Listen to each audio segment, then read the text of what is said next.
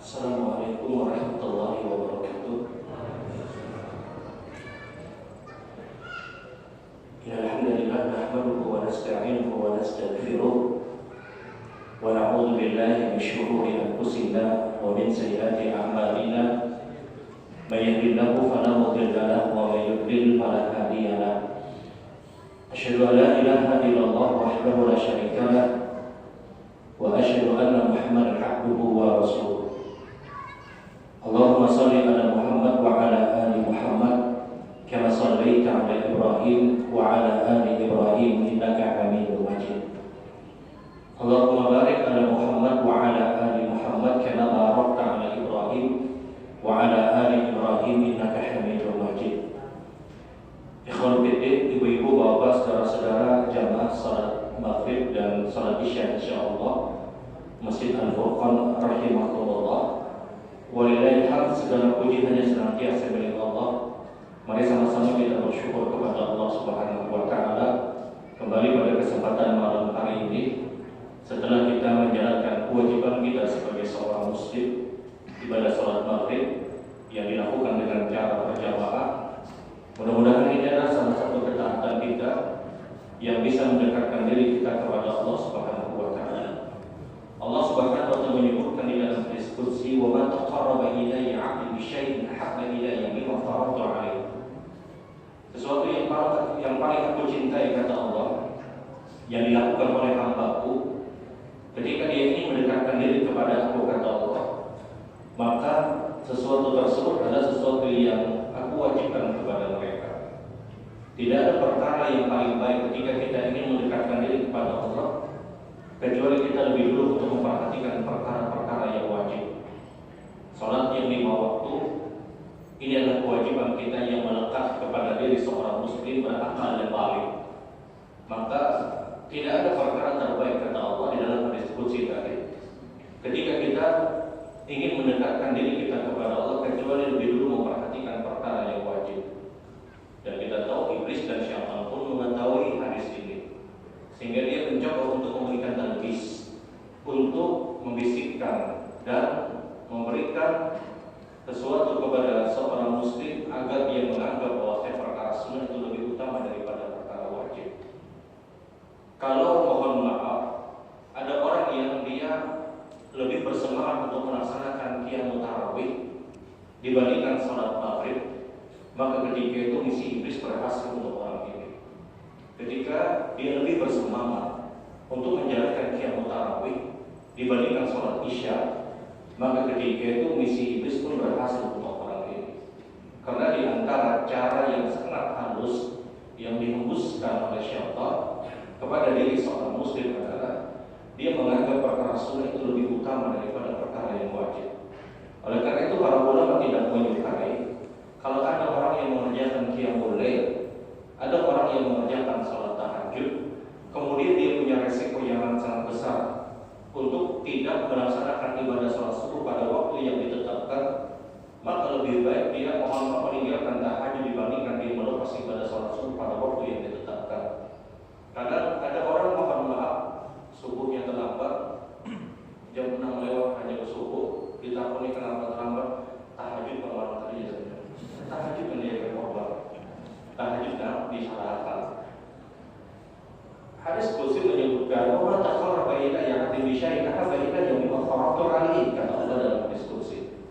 Sesuatu yang paling aku cintai yang dilakukan oleh seorang hamba adalah dia lebih dulu memperhatikan perkara-perkara yang wajib. Biar bagaimanapun salat maghrib pasti lebih utama daripada tahajud.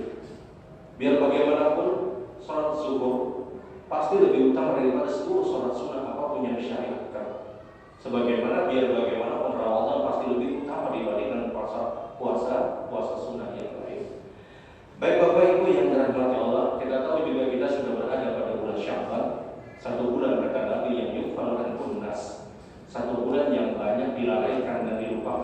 manusia, satu bulan yang banyak dilewatkan oleh manusia, yang sesungguhnya kata Rasul, Sya'ban adalah bulan yang tu'radul amal, yang amal ibadah kita itu langsung diperlihatkan kepada Allah.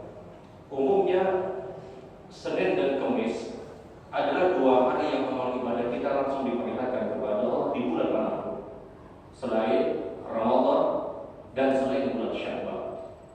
Sya'ban tidak hanya Senin dan Kamis amal ibadah kita itu langsung diperlihatkan kepada Allah, tapi setiap hari pada bulan Sya'ban amal ibadah kita itu langsung diperlihatkan kepada Allah. Apa faedahnya? Faedahnya adalah, hikmahnya adalah, ibadah yang kita lakukan di bulan Sya'ban itu langsung diperlihatkan kepada Allah. Hikmahnya adalah Allah akan sangat-sangat cepat untuk mengganjar kebaikan yang kita lakukan, karena dia langsung diperlihatkan kepada Allah. Benar memang diperlihatkan ataupun tidak diperlihatkan, Allah Subhanahu wa Ta'ala mengetahui apa yang kita lakukan. Namun Sya'ban sekali lagi salah satu keutamanya adalah tu'radul a'mal, diangkat, diperlihatkan langsung, diangkat dan diperlihatkan langsung. Dan baik bagi kita sebagai seorang muslim tentunya untuk benar-benar memperhatikan hari-hari Sya'ban, untuk memperhatikan hari-hari Sya'ban. Dan baik bagi kita sebagai seorang muslim juga tentunya untuk benar-benar punya konsen dan punya fokus pada doa-doa kita kepada Allah. Agar apa? Agar kita disampaikan pada bulan Ramadan. Kita sering mendengar kalimat Allahumma barik lana fi Rajab wa Sya'ban wa barik lana Ramadan. Ya Allah, berikan kami keberkahan pada bulan Rajab dan Sya'ban, sampaikan kami pada bulan Ramadan. Ini hadis bukan hadis yang sahih. Ada seorang yang bernama Zaid bin Abi Waqqas. Ibnu Abi Waqqas itu dikatakan seorang yang dhaif, seorang yang lemah dalam segi hafalannya. Tapi apa kabarnya orang itu berdoa, ya Allah, sampaikan kami pada bulan Ramadan, hukumnya boleh. Selama dia tidak menyandarkan ini perkataan Nabi SAW. Kita doa, ya Allah, Allahumma barik lana Ramadan, ya Allah, sampaikan kami pada bulan Ramadan. Kita doa, Allahumma barik lana Rajab wa Sya'ban. Ketika Rajab sudah selesai, Allahumma barik lana fi Sya'ban wa barik lana Ramadan. Ya Allah, berkahi kami pada bulan Ramadan. Ya Allah, berkahi kami pada bulan Sya'ban dan sampaikan kami pada bulan Ramadan. Apakah boleh? Hukumnya boleh. Tapi menyandarkan kalimat ini bersumberkan dari hadis Rasul, ini yang tidak diharapkan. Kita punya bebas doa, mau doa aja silakan. Kita mau berdoa apapun silakan. Tapi menyandarkan ini adalah doa dari Nabi SAW, maka mohon maaf, ini yang tidak ada. Tapi minta kepada Allah agar sampai ke Ramadan. Jelas ini perkara yang sangat dianjurkan sebagaimana orang-orang terbaik sebelum kita. Mereka membagi 12 bulan yang diberikan oleh Allah. 6 bulan mereka berdoa agar mereka berada pada bulan Ramadan, dan 6 bulan berikutnya mereka berdoa agar amal ibadah mereka pada bulan Ramadan itu diterima oleh Allah Subhanahu wa Ta'ala. Kita mungkin bukan berada pada posisi yang 6 bulan sebelum Ramadan berdoa, ya Allah, sampaikan kami pada bulan Ramadan.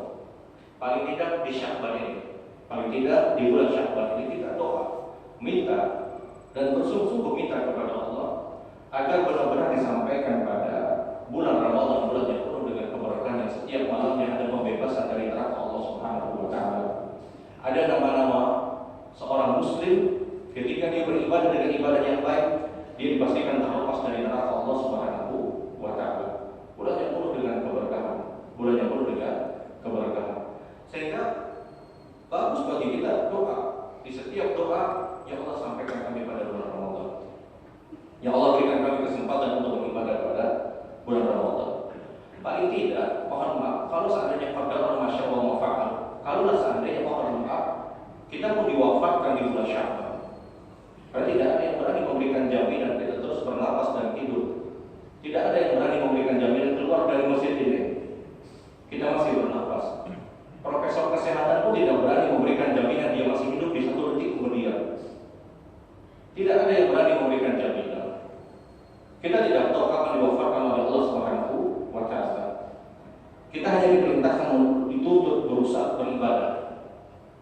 Dituntut beribadah dengan ibadah yang maksimal. Doa pada bulan Sya'ban ini, ya Allah, sampaikan kami pada bulan Ramadan. Kalau seandainya terjadi apa yang ditetapkan oleh Allah, qabla 50 alf sana, yang tadi itu telah ditetapkan sebelum penciptaan penciptaan langit dan bumi 50.000 tahun, ditakdirkan wafat sebelum masuk Ramadan, paling tidak kita sudah dapat pahala niat untuk berpuasa. Paling tidak kita sudah dapat pahala niat untuk qiyamul tarawih.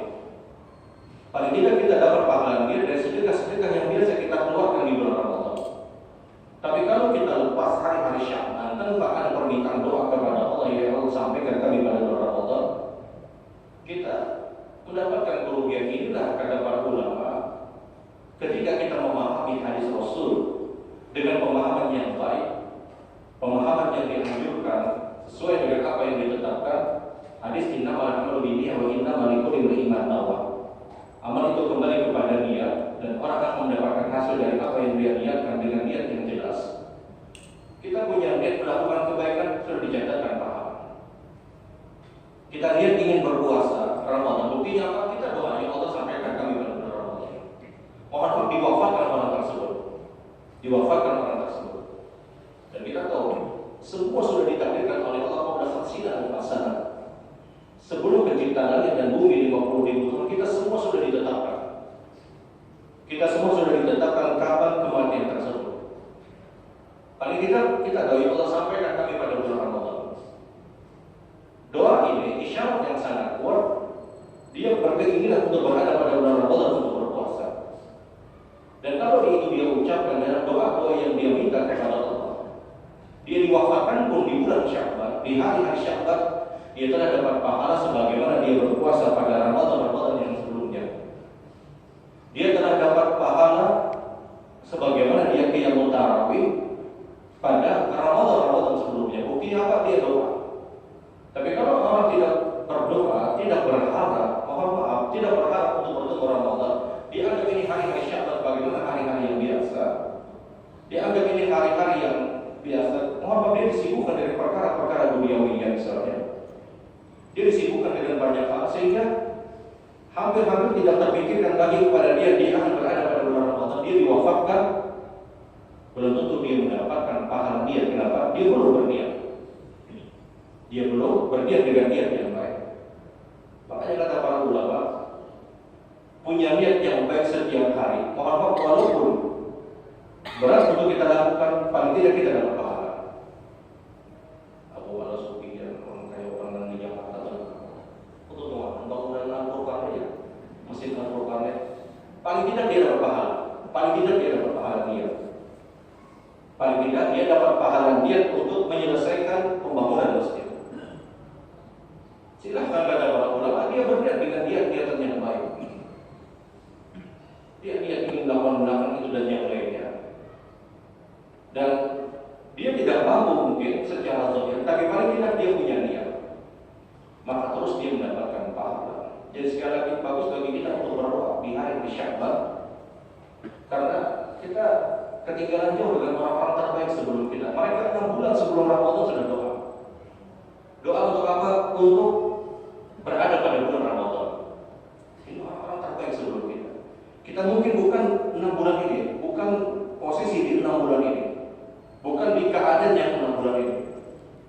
Paling tidak ini hari-hari Sya'ban, kita doa, minta kepada Allah Subhanahu wa Ta'ala. Terlebih permintaan tersebut kita minta kepada Allah pada waktu-waktu yang begitu mustajab. Malam hari ini kita akan mengkaji ulang lagi tentang hal-hal yang berkaitan dengan waktu-waktu yang sangat mustajab untuk kita berdoa kepada Allah. Yang waktu ini adalah waktu yang semua kita pasti mampu untuk mendapatkannya. Semua kita insya Allah pasti mampu untuk mendapatkannya. Jelas ini kajian ulang karena tidak ada yang tahu dalam agama kita. Di antara waktu terbaik untuk kita berdoa, meminta kepada Allah adalah setiap selesai adzan di kumandangkan. Katakan tadi semua waktu ini bisa kita dapatkan. Kita tidak bicara yang mulai tahajud, yang hanya mungkin sebagian atau segelintir kaum muslimin yang mampu untuk mendapatkannya di sepertiga akhir malam. Ini jelas amalan yang begitu berat yang dirasakan orang kalau sebagian orang. Kita tidak bicara tahajud di sepertiga akhir malam kemudian berdoa. Kita bicara waktu yang semua kita pasti mendapatkannya. Yang pertama adalah setiap selesai azan. Ingat, ini waktu terbaik di antara waktu-waktu terbaik yang diberikan oleh Allah ketika kita berdoa. Nabi SAW bersabda dalam hadis yang sangat sangat masyhur, bainal adzan wal iqamah du'aun la yurad. Antara adzan dan iqamah itu doa tidak pernah ditolak kata Rasul. Bainal adzan wal iqamah, antara adzan dan iqamah itu du'aun la yurad, doa sungguh tidak pernah ditolak. Doa kita antara adzan dan iqamah ini benar, la yurad, tidak ditolak kata Rasul. Setelah adzan, selama belum iqamah, selama belum terjadi sholat, ini durasi waktu doa la yurad, durasi waktu yang doa dia tidak ditolak. Bapak Ibu yang dirahmati Allah, seorang ibu, seorang perempuan yang dia tidak diwajibkan dan tidak dibebankan secara kuat untuk sholat berjamaah di masjid, mereka sholat di rumah-rumah mereka. Setelah adzan, dia tahu adzan selesai. Selama dia belum mengerjakan sholat tersebut, maka ini durasi doa la yurad, doa tidak ditolak. Ingat ibu-ibu yang dirahmati Allah, kalau dia sholat di rumah, kemudian dia sudah mengerti waktu sholat sudah masuk, kemudian mungkin dia disibukkan dengan sesuatu apapun, sebelum sholat wajib tadi, baik itu zuhur, asar, maghrib, isya ataupun subuh, sempatkan dulu untuk berdoa. Kenapa? Karena ini doa la yurad, ini doa tidak pernah ditolak. Seorang perempuan, seorang ibu yang dia sholat di rumah, dia tahu sudah masuk waktu sholat asar misalnya, sholat asar ada asar dia tahu. Kemudian dia belum mengerjakan asar, jangan buru-buru langsung mengerjakan sholat asar. Ambil kesempatan waktu, boleh jadi mungkin semenit, 2 menit atau berapapun, dia doa minta kepada Allah. Kenapa? Ini durasi la yurad, doa ini tidak ditolak kata Rasul. Doa antara adzan dan iqamah. Salafus saleh, orang-orang terbaik sebelum kita, tidak pernah melepaskan waktu ini. Ini waktu yang sangat mudah, yang dia dinyatakan Rasul tidak ditolak kata Nabi. Di dalam hadis yang lain Rasul sallallahu alaihi wasallam bersabda, "Idza sami'tum mu'adzin faqul mithla ma yaqul illa fi kalimatihi hayya 'alas shalah wa hayya 'alal falah faqulu la hawla wa la quwwata illa billah tsumma sallu 'alayya tsumma qul Allahumma rabbana hadi ba'tita as-salati al-qa'imah ati Muhammadan wasilata wal fadilah wa ba'athu maqaman mahmudan alladhi wa'adta faman qala hadha ala tawshafa'ati tsumma sa'ata." Kata Nabi sallallahu alaihi wasallam, kalau kalian mendengar muadzin adzan, kalian jawab semua apa yang dikatakan muadzin kecuali hanya di 2 kalimat, hayya 'alas shalah dan hayya 'alal falah. Di 2 kalimat ini ucapkan kalimat la haula wala quwwata illa billah. Kalau kalian sudah menyelesaikan menjawab adzan tadi kata Rasul, sallu alaihi, kalian bersalawat kepada aku. Dan salawat terbaik adalah salawat Ibrahimiyah. Salawat yang ada kata-kata Nabi Allah Ibrahim alaihissalatu wassalam. Kemudian kata Nabi, kalian ucapkan Allahumma rabb hadhihi ba'tita as-salatil qa'imah ati Muhammadan wasilata wal fadilah wa ba'athu maqaman mahmudan alladhi wa'adta. Kalau amalan ini kalian lakukan kata Rasul, kalian jawab adzan, kalian bersalawat, kalian baca Allahumma rabb hadhihi ba'tita dan seterusnya. Faedahnya halal syafaati, telah halal bagi kalian syafaatku di hari kiamat.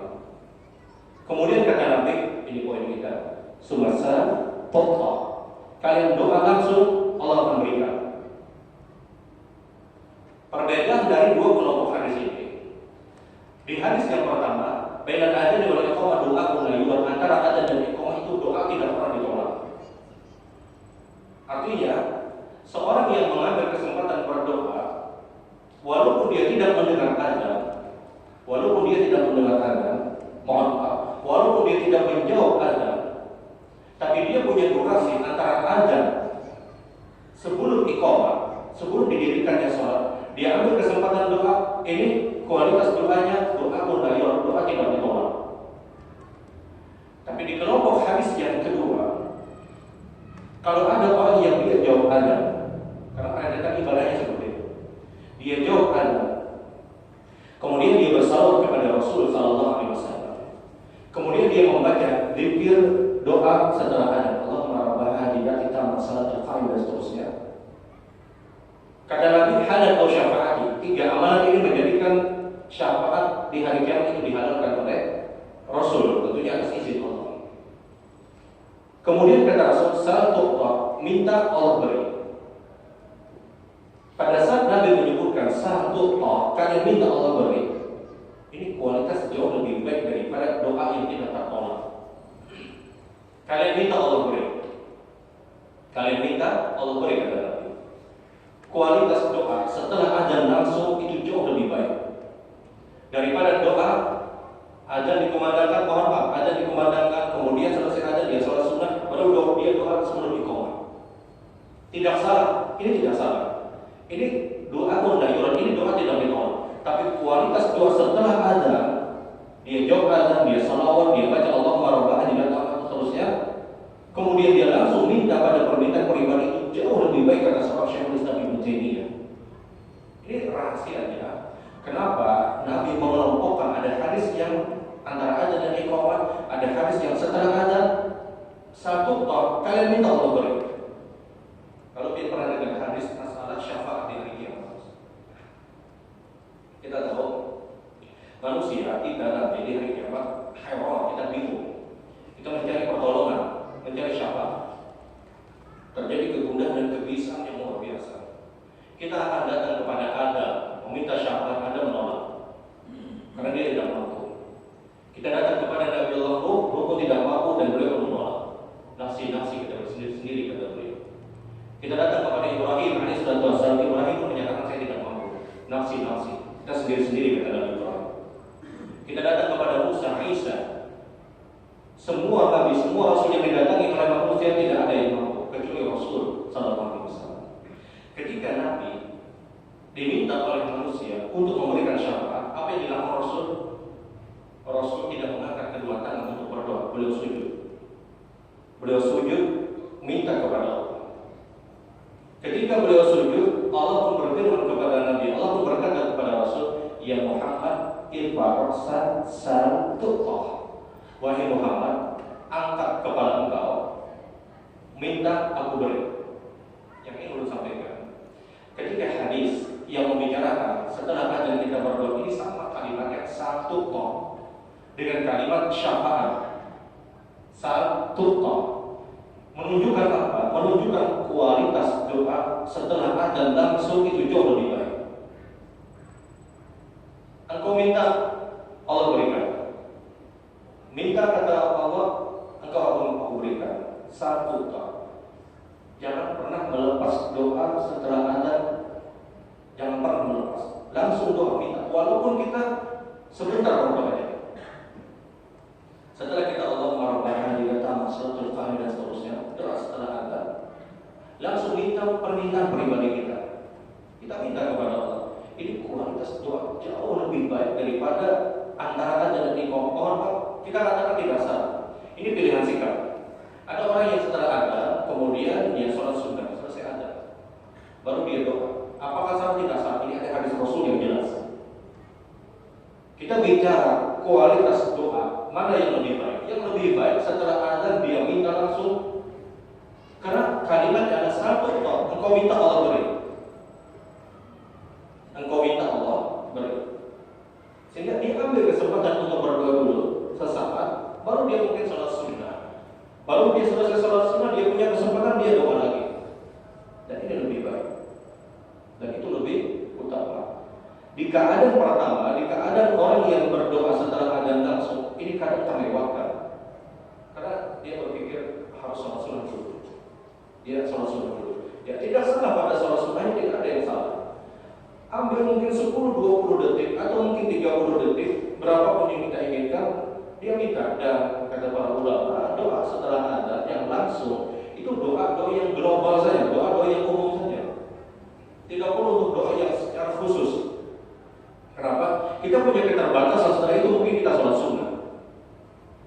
Kalau kita sibuk dengan doa yang pertama tadi, boleh jadi kita kehilangan sholat sunnah, boleh jadi.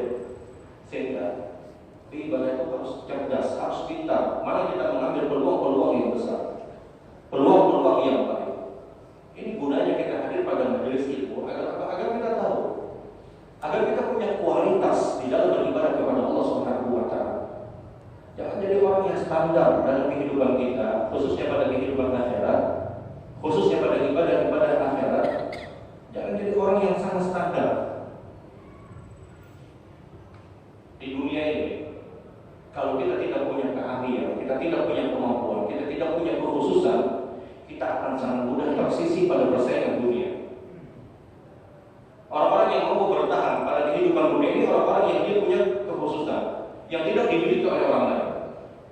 Tapi kalau orang-orang standar, orang-orang biasa, dia akan mudah tersisi pada persaingan dunia. Itu baru bicara kehidupan dunia. Bicara kehidupan akhirat, kita harus punya amal, punya ibadah yang benar-benar berkualitas. Hadir kita pada majelis ilmu, kita ini punya kualitas pada ibadah. Sehingga ambil kesempatan setelah azan dia doa, mungkin 10 detik, 20 detik silahkan. Setelah itu dia lakukan apapun yang dia inginkan. Dia sholat sunnah misalnya, silahkan. Dia dzikir misalnya, silahkan. Kemudian dia mungkin setelah itu doa lagi sebelum iqamah, silahkan.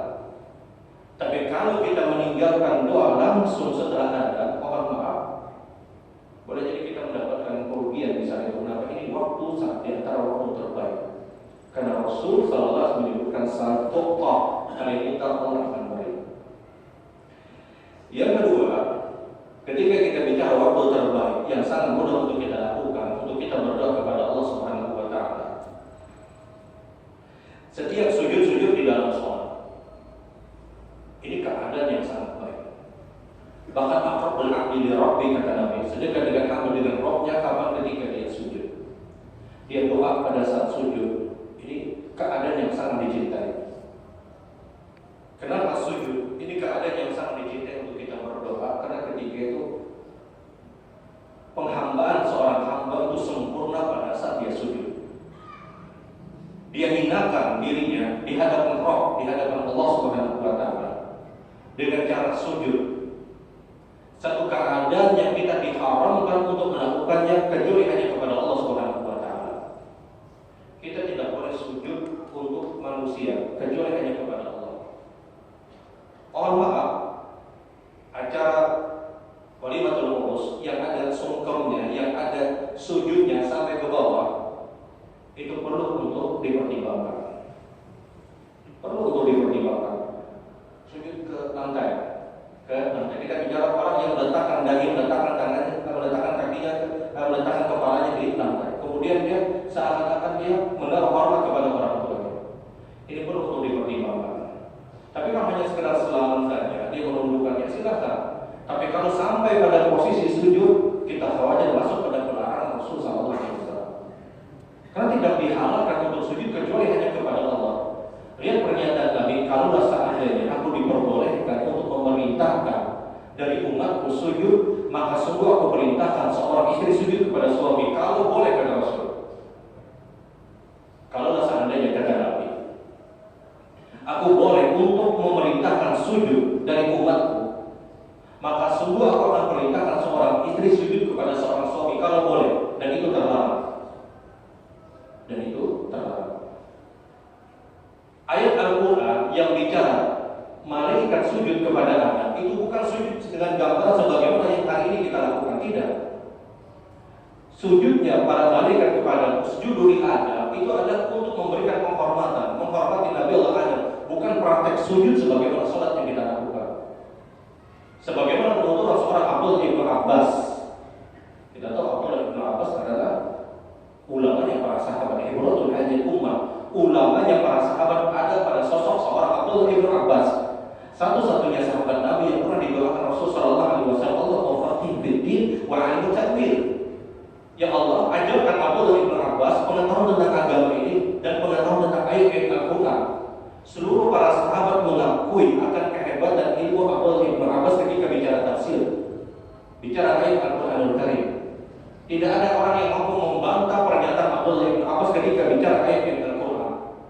Apa kata Ibnu Abbas? Sujudnya malaikat kepada Adam itu bukan sujud praktek sholat sebagaimana yang kita dapatkan, tapi tahliyah, penghormatan para malaikat kepada Nabi Allah Adam alaihissalam. Karena sujud itu terlarang kecuali hanya kepada Allah. Ketika kita sujud di dalam sholat, ini sempurnanya penghambaan kita kepada Allah. Sehingga ketika itu Allah sangat mencintai dia berdoa kepada Allah Subhanahu wa taala. Maka muncul pernyataan Nabi, akhir doa, perbanyak doa, akhir doa, bersungguh-sungguh kalian dalam berdoa. Dan doa dalam sujud tidak hanya berada pada sujud terakhir, tidak, di semua sujud. di semua sujud. Sufyan Ats-Tsauri, ulama pada generasi tabi'in, belum sering sampaikan, punya rekor yang sangat fenomenal yang tidak bisa mampu dipecahkan oleh manusia manapun sampai zaman kita hari ini. Sufyan Ats-Tsauri punya rekor 40 tahun berada pada shaf pertama. Siapa yang mampu memecahkan rekor 40 tahun berada pada shaf pertama? Bukan 40 hari lagi, 40 tahun dia berada pada shaf pertama. Dia punya rekor yang sangat fantastis, tidak bisa dilalui oleh manusia manapun, boleh mungkin sampai hari kiamat nanti. 60 kali melaksanakan ibadah haji. Kalau ada orang yang bolak-balik melaksanakan ibadah haji 10 kali, 20 kali, jangan Anda berbangga. Sufyan Ats-Tsauri 60 kali melaksanakan ibadah haji. Rekor fenomenal, fantastis, tidak mampu dilewati oleh manusia manapun. Mungkin sampai zaman kita hari ini. Sufyan Ats-Tsauri ketika ditanya oleh beberapa muridnya, "Ya Syekh, kenapa engkau mampu bertahan 40 tahun berada pada shaf yang pertama?" Apa jawaban beliau? "Saya tidak pernah melepaskan dosa setiap sujud aku dengan kalimat Rabbana la tuzigh qulubana ba'da idh hadaytana wa hab lana min ladunka rahmah innaka antal wahhab." Saya tidak pernah melepaskan doa ini, kata Sufyan Ats-Tsauri, dalam setiap sujudku. Rabbana la tuzigh qulubana ba'da idh hadaytana wa hab lana min ladunka rahmah innaka antal wahhab. Ya Allah, ya Tuhan kami, la tuzigh qulubana ba'da idh hadaytana. Jangan engkau palingkan kami, jangan engkau cabut hidayah yang ada pada kami setelah kami mendapatkannya, karena sesungguhnya engkau zat yang maha memberi. Maksudnya, ketika kita terbiasa membaca Al-Quranul Karim misalnya, kebiasaan kita baca Quran itu bisa bertahan dengan bantuan doa, ya Allah, jangan engkau hilangkan kebiasaan kami ini. Kita biasa sholat, kemudian kita masukkan dalam doa-doa kita, Rabbana la tuzigh qulubana ba'da idh hadaytana wa hab lana min ladunka rahmah innaka antal wahhab. Kita ingin satu kebiasaan kita melekat pada diri kita. Salah satu doa yang dikatakan oleh Sufyan Ats-Tsauri ketika ditanya oleh beberapa muridnya, kenapa engkau mampu bertahan 40 tahun berada pada shaf yang pertama? 40 tahun kan?